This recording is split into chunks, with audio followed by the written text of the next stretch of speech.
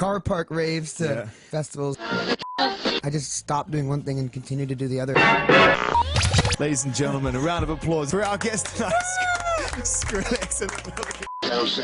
I've been making music because it's made me happy ever since I was, I had this harmonica when I was like 2 years old, and I always played it. It was always in my mouth. Just probably the most annoying thing anybody's ever heard. Just blowing in and out of this harmonica, you know what I mean? Just like the same two notes. And I loved it. Growing up in Los Angeles, around the age 12 through 13 and 14, I went to a lot of punk shows and hardcore shows and played in lots of punk bands growing up.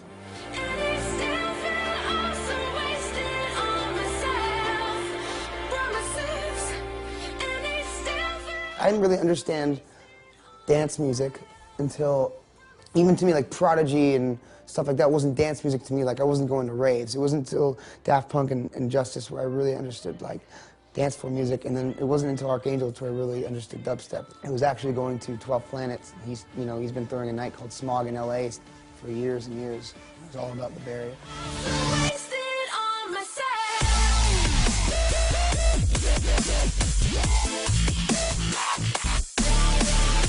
As far as me playing and making electronic music and touring and DJing goes, like 2008, I was doing like Mexico, and it was mostly electro. The dubstep bits of my set were a bit more like, you had to be really selective when you played dubstep because nobody really knew what it was, and a lot of times it was kind of a floor stopper, you know what I mean? 2009 is when I first started to kind of really tour. I actually toured all over Europe. I played at the Underworld in Camden, like downstairs, like.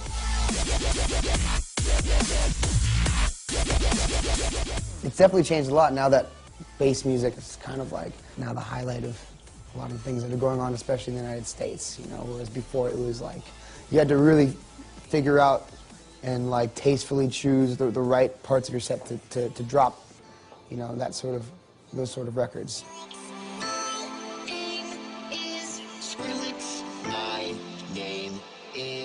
This year, and then I think where the EDM scene has gone is it really does feel like a big family, Every time you walk into a festival, it's like, you get to see all your friends again. One of the highlights of this year is like, for me, is standing back and just being a fan and really loving this type of music, and then feeling like you're really part of a movement together and with all these amazing people. Sometimes when you're doing fly dates and you're traveling, you're touring, it can get kind of like, it's great, and don't get me wrong, I'm not complaining. It gets really lonely, it's very exhausting, very hard. And you can ask anybody that tours as much as I do. I mean, 322 shows just in 2011. It's like, you don't have time to really spend your money. You don't have time to think about how, like, anything is going, because it's continuing. It's constant production. You're constantly making things, so it's the most rewarding thing ever. You know what I mean? It's like, if it's not fun, if it's not a good time, if a party doesn't, then I don't want it, it's not about, then don't do it, you know what I mean? It's not a job, it should be something you enjoy. And to see it grow and have success, you just want to work harder and make it better,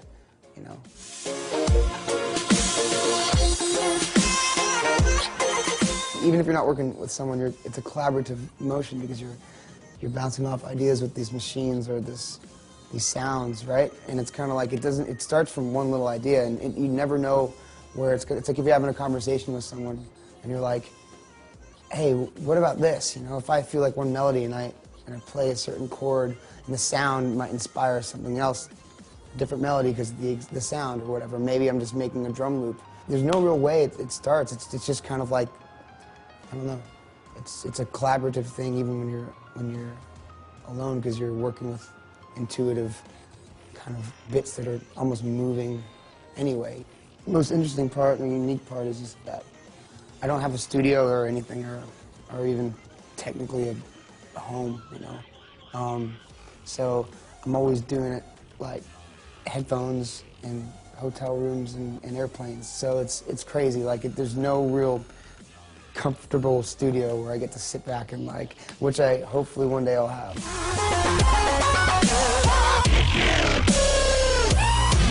When I play live, I don't have a set list, depending if I'm, whether I'm playing on Ableton Live or CDs or whatever, like, for the most part, it's just, I'm getting new tracks every day anyway and making new tracks, so it's always sort of changing, you know what I mean?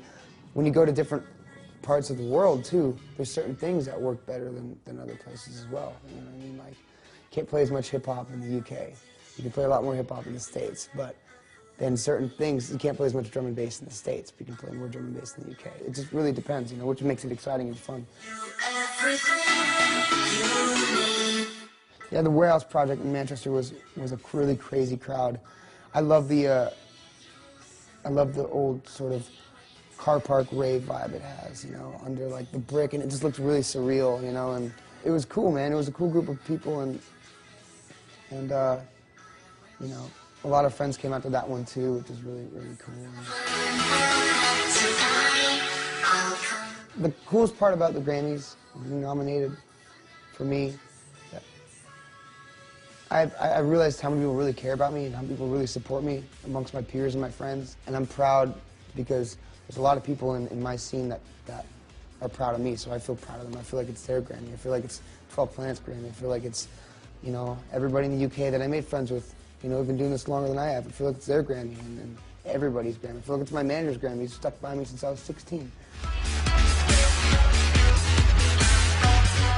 We don't have, obviously we don't have a BBC in America, but we don't have something like the BBC in America. Like, mainstream radio, sorry if I'm offending anybody that's a mainstream DJ, aren't real DJs. They're not taste-making music, they're not picking music. We don't have anybody like Annie Mac or Zane Lowe or Mr. Jam, and the list goes on, that are like digging through the blogs and SoundClouds and somehow finding this new music and discovering stuff and backing it, and then, like the fact that Roughneck Full Flex got A-listed on a mainstream radio station would never happen in the United States. So it's really, to be honest, a real honor and pleasure to be a part of anything you guys do, because I know you guys do it because you're interested and like what you guys do.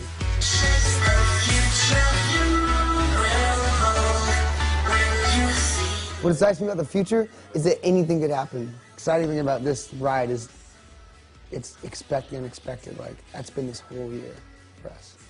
Anything really can happen, like, as long as you work hard and we keep doing what we're doing.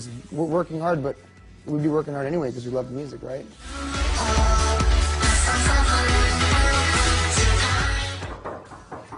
Oh, come in.